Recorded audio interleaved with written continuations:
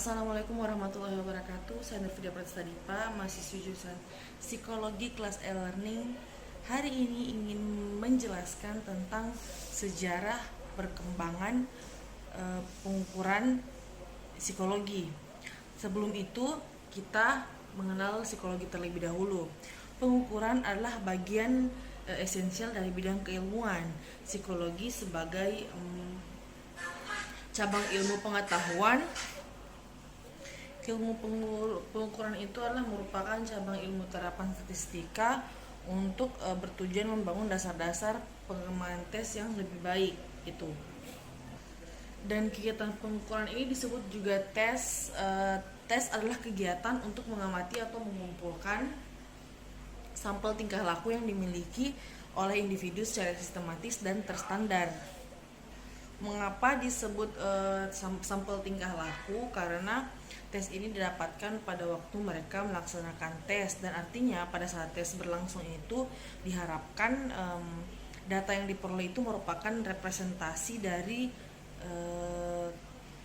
tingkah laku yang diukur secara keseluruhan oleh si pengetes tadi. Sebelum masuk lebih lanjut tentang pengukuran psikologi, mari kita lihat dulu sejarah perkembangan pengukuran psikologi. Pada awalnya itu pengukuran psikologi itu dipengaruhi oleh ilmu fisiologi dan ilmu fisika. Karya-karya tokoh psikofisika juga ini dalam bidang umumnya itu mencari hukum-hukum yang generalisasi atau umum. Kemudian pengaruh Galton menggunakan gerakan testing ini yang mengutamakan ciri-ciri individu menjadi lebih berkembang. Yang pertama itu ada kontribusi psikofisika, yaitu dipelajari hubungan respon dengan stimulus. Untuk aplikasi langsung itu adalah penerapan metode perbandingan dan pasangan, pair dan comparison. Dan yang kedua itu adalah kontribusi Francis Galton. Sir Francis Galton ini seorang ahli biologi yang berminat pada hereditas manusia. Dia ini meneliti dan memiliki rasa ingin tahu yang sangat besar tentang persamaan dalam satu keluarga dan perbedaan orang-orang yang tidak dalam satu keluarga. Dan dalam hal ini, Galton ini mendirikan sebuah laboratorium antropometri untuk melakukan pengukuran ciri-ciri fisiologis, misalnya itu ketajaman penglihatan, ketajaman pendengaran, kekuatan otot, dan reaksi-reaksi lainnya. Dan Galton juga inilah yang merintis penerapan metode rating dan kuesioner. Dan upaya ini dilanjutkan oleh murid-murid Galton yang terkenal sekarang itu adalah Karl Pearson. Yang ketiga itu adalah awal gerakan tentang psikologi. Orang yang dianggap mempunyai kontribusi penting dalam hal testing psikologi ini juga adalah seorang ahli psikologi Amerika, yaitu James McKean-Kettle. Tes yang dikembangkan oleh McKean-Kettle ini adalah pada akhir abad 19 cenderung meliputi fungsi yang lebih kompleks, yaitu contohnya tes Kraepelin. Tes ini berupa penggunaan operasi aritmatik yang sederhana yang digunakan untuk mengukur latihan ingatan dan kerentanan terhadap kelelahan dan distraksi. Dan tes selanjutnya itu adalah tes Binet dan tes intelijensi. Seperti dijelaskan di atas itu, Binet menyusun itu alat tes yang disusun oleh Binet dan Simon pada tahun 1905 yang disebut menghasilkan skala Binet dan Simon. Skala ini terkenal dengan nama skala 1905. Skala ini pada awalnya untuk mengukur dan mengidentifikasi anak-anak yang terbelakang agar mereka mendapatkan pendidikan yang memadai. Skala ini terdiri dari 30 soal yang disusun dari yang paling mudah ke yang paling sukar.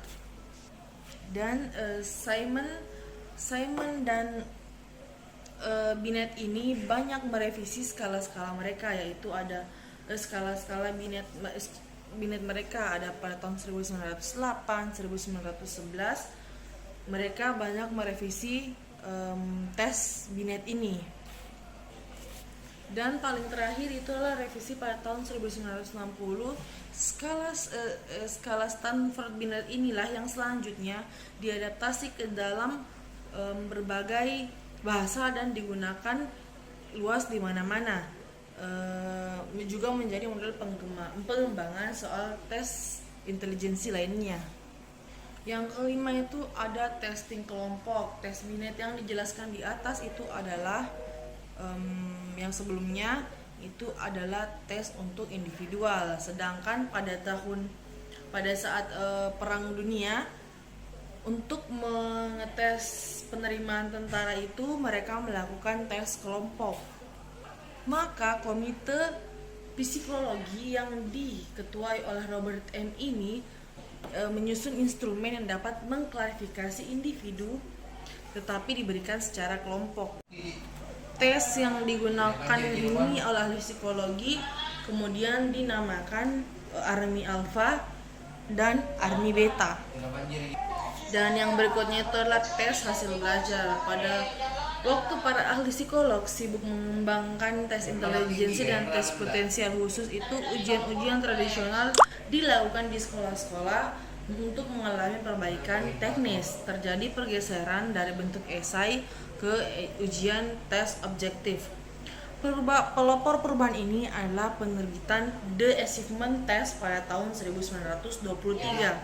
Dengan tes ini dapat dibuat perbandingan beberapa sekolah pada sejumlah mata pelajaran dengan menggunakan satu norma. Dan berikutnya adalah tes proyektif. Pada awal abad ke-20 itu kelompok psikiater dan psikolog Eropa mengembangkan instrumen yang dapat digunakan untuk mengungkapkan isi batin yang tidak disadari. Pelopor upaya ini adalah Hermann Rorschach, seorang psikiater dari Swiss. Selama 10 tahun pada tahun 1912 dan 1922, Hermann Rorschach mencoba sejumlah besar gambar-gambar yang tak terstruktur untuk mengungkapkan isi batin tertekan pada pasien-pasiennya.